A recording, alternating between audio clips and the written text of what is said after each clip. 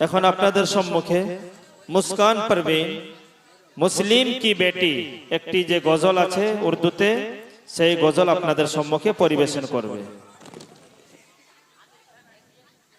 আসসালামু আলাইকুম ওয়া রাহমাতুল্লাহি ওয়া বারাকাতুহু।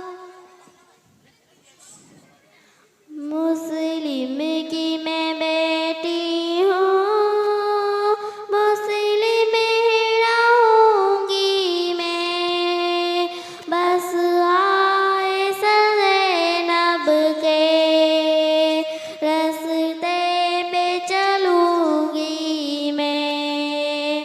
मुस्लिम की मैं बेटी हूँ,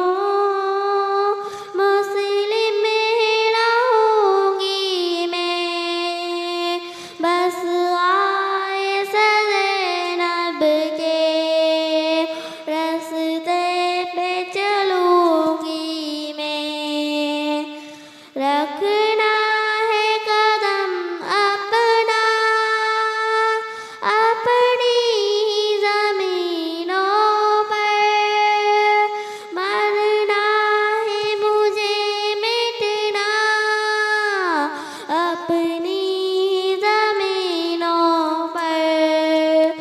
रखना है कदम अपना अपनी ज़मीनों पर, मरना है मुझे मिटना अपनी ज़मीनों पर। दहलीज पे गैरों की बिल्कुल ना चलूंगी मैं, बस आए ज़ैनब के रास्ते पे चलूंगी मैं।